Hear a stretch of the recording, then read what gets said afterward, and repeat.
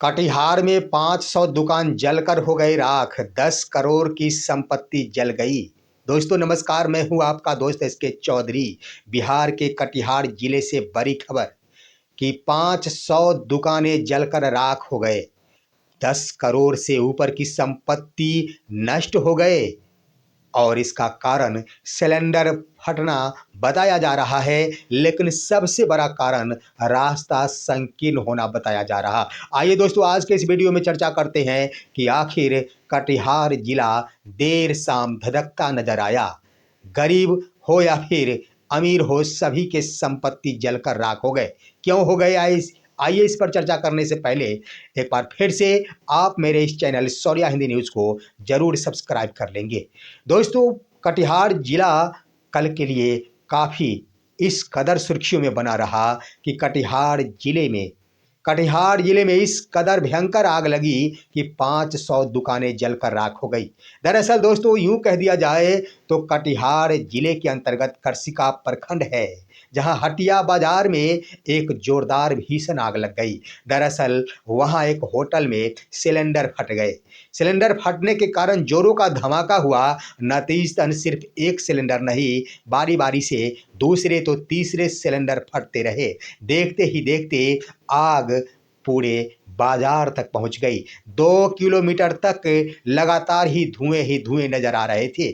उसके बाद दोस्तों, नज़ारा यूं रहा कि वहां के लोगों ने काफ़ी भरसक प्रयास की कि किसी तरह आग पर काबू पा लिया जाए, लेकिन आखिर इतनी भयानक आग को आम व्यक्ति काबू नहीं पा सकते थे, क्योंकि भयानक आग लग चुकी थी और लोगों की अपनी ज़िंदगी भी बचानी थी। नतीजतन ये हुआ कि एक के बाद एक छोटे मोटे बड़े छोटे कपड़े दुकान हो या फिर मसाले दुकान हो या फिर कोई भी किराने की दुकान हो, एक के बाद एक धधकते चले गए। जो अनुमान बताया जा रहा है दोस्तों, वहाँ के प्रत्यक्षदर्शियों का कहना ये है कि यह भीषण आग का धुआं 2 किलोमीटर दूर तक दिखाई दे रहा था। देखते ही देखते पूरा हटिया बाजार खाली हो गया। लोग वहां पर अगर जाते थे तो स्थिति इस कदर भयानक हो गई थी कि देखकर ही हार्ट अटैक हो जाता। लेकिन पुलिस प्रशासन कुछ न कुछ इसमें भूमिका तो निभाई, परंतु विलंब से निभाई। दरअसल दोस्तों, पहले तो वहां मौजूद लोगों ने ही अपनी भरसक प्रयास की आग पर किसी तरह काबू पा लिया जाए।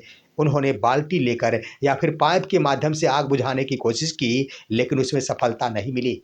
लेकिन लगभग 1 घंटा बीत जाने के बाद एक छोटी फायर ब्रिगेड भेजी गई, लेकिन उससे भी काम नहीं चला। नतीजतन ये हुआ कि वहाँ के जिलाधिकारी के निर्देश के आलोक में 6 बड़े फायर ब्रिगेड भेजे गए और 5 छोटे फायर ब्रिगेड भेजे गए। कुल 11 फायर ब्रिगेड की मशक्कत के बाद अंततः जब 500 दुकानें जलकर राख हो गए, उसके बाद आग पर काबू पाया गया।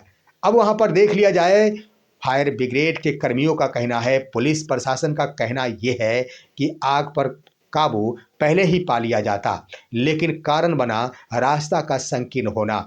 जिस बाजार में यह आग लगी थी, उस बाजार में जहां पर आग लगी थी, वहां पर पहुंचने के लिए जितने भी सड़क थे जो भी सड़क थे वो काफ़ी संकीर्ण थे। इसके लिए सबसे पहले संकीर्ण रास्ता को खाली कराना पड़ा और जब रास्ते खाली हुए तब फायर ब्रिगेड की गाड़ियां उस स्थल पर पहुंची और आग बुझाना प्रारंभ की।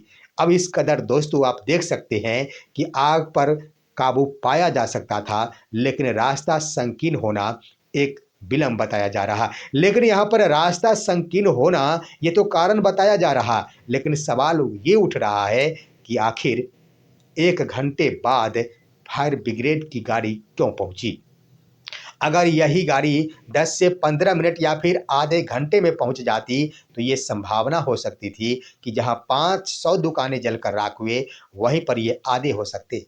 अब इसका अनुमान जताया जा रहा है कि किस दुकानदार की कितनी क्षति हुई है और डीएम साथ ही साथ वहाँ के जो विधायक है विनोद निषाद, वो पहुंचकर इसका जायजा लिए हैं। उन्होंने स्पष्ट ही कह दिया है, जिला प्रशासन के स्तर से इन सभी को मुआवजा दिया जाएगा। अब जिला प्रशासन इस यहाँ पर जांच में जुट गई है कि किन व्यवसाय का कितना नुकसान हुआ है, कौन से दुकानदार हैं जिनके कितने नुकसान हुए हैं, उनकी भरपाई की जा सकेगी। वैसे देख लिया जाए तो आंकड़ों के क्रम में अभी तक जहां पर मुआवजा देने की बातें आई, वहां पर पुलिस प्रशासन का कहना है कि वर्तमान आंकड़े के अनुसार सिर्फ व सिर्फ 50-60 ही दुकान जले, लेकिन प्रत्यक्षदर्शियों का कहना है कि 500 के आसपास दुकानें जलकर राख हो गई, यानी हटिया बाजार पूरी तरह समाप्त हो गया। देखना है आखिर क्या होता है, लेकिन यहाँ पर सतर्कता जरूरी इसलिए हो जाता है कि सिलेंडर फटना ये आम सी बातें हो गई है। यहाँ पर सिलेंडर फटने की भी आशंका हर व्यक्ति को जताई जानी चाहिए कि उसे सुरक्षित रखा जाए, ज़्यादा संख्या में सिलेंडर नहीं रखा जाना चाहिए। साथ ही साथ रास्ते को भी साफ रखा जाना चाहिए, खोल कर रखा जाना चाहिए कि जब कभी भी वैसी परिस्थिति बने उस वक्त रास्ता घटना का कारण नहीं बने। ये है आज की खबर। आप सभी हमारे इस वीडियो को लाइक कीजिए, अन्य दोस्तों के पास शेयर कीजिए और आप दीजिए अपने दोस्त को इजाज़त। हम फिर मिलेंगे आपसे अगले वीडियो में, तब तक के लिए नमस्कार।